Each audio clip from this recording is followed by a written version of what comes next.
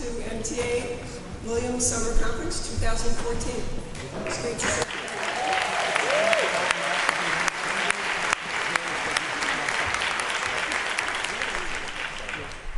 The commitment that I know that we share because we're here at the summer conference, that we share because we're members of the MTA, that we share because we're education workers, is profound. And it's based on this idea that we can make a difference to create a world for every one of our children so that they can enter the world with hope and trust and creativity and imagination and a sense that they can be active and engage the world in important ways. We have a commitment to that. That we share. I have no doubt about that.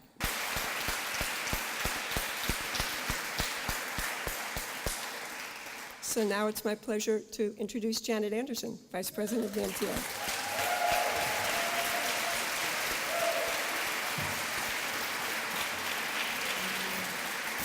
All of us here, pre-K through 12 teachers, ESPs, higher ed, faculty and staff, with lots of help from our MTA retirees, are part of an awesome task of preparing our youth for the future. It's a great responsibility, but it's also an extraordinary privilege. And I know that these days our job seems more challenging than ever. But I have no doubt that working together as a strong union of activists and educators, we can and will have a positive impact on public policy and the futures of our schools, our colleges, our universities, and our Commonwealth. And I know this because no profession has more dedicated and committed members than ours. And the proof is right here in this room. 600 people, educators and colleagues who share a mission and a purpose, gathered together here in August, using vacation time, a lot of people paying their own way, all to further our great profession and this great association. And this commitment is one reason among many that I know we will be successful in advocating for our students and for public education, and that we will continue to be successful in the months and years to come.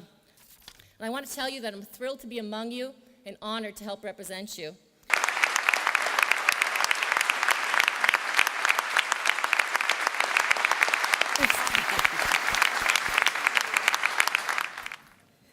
It's my privilege to be here.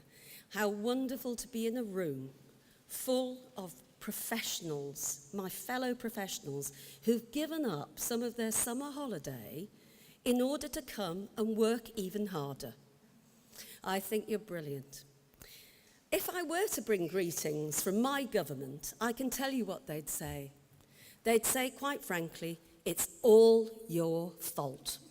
Whatever it is, it's your fault. You're enemies of promise, you're opposing these really necessary changes, and you are vested interests. Well, of course we're vested interests. Who doesn't think the education of our future generations is important?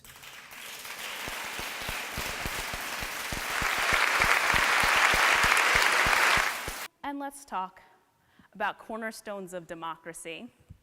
So I don't know, I'm sure that many of us have heard that phrase before, that public education is a cornerstone of democracy.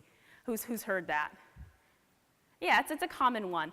Frighteningly less common as we talk more and more and more about how the real purpose of education is to prepare workers for the global economy.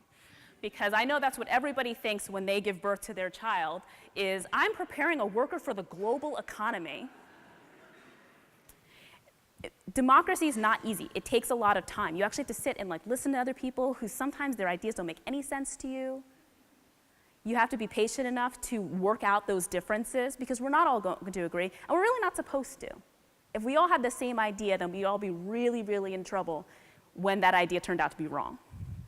So we've got to have people who disagree so that in some cases, oh yeah, that style of doing things is going to be really helpful. And in this other new situation, this way of doing things is going to be really helpful.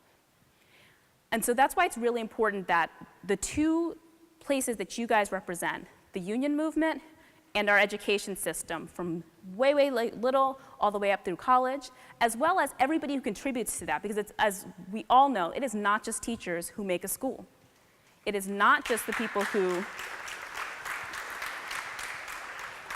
and it is often, you can see the true soul of that school and how everybody else gets treated. The nurse being the first one to go when you have budget cuts, not a good idea. What do we have if we don't have health? If the school building is barely standing up, isn't functional, what are we supposed to do about that? The idea that those people don't matter because we've decided that we're going to rank the different people in a school community as opposed to understanding that they all contribute. We got to figure out how to make sure they're all there.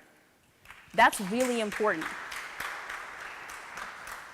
And so that's why it's so, so crucial that you guys are here, that you're actually willing to take your time off, and you've earned it. Don't let anybody tell you otherwise.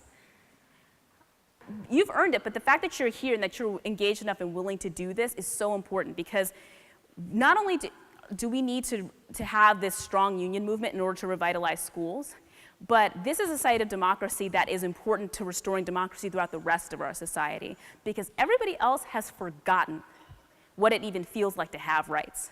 Okay, that's why they're standing there foaming at the mouth over the idea that you have a pension. People have forgotten that it didn't used to be that bad. That's why they're sitting there like, well, why should you get a pension? I don't have one. You should have one too. Like, just those basic things. You guys are here to let people know that nobody wins a race to the bottom, and that it's everybody's job to actually lift that floor and make sure that everybody has access to that. So thank you so much for being here. Let's do this. Let's figure it out.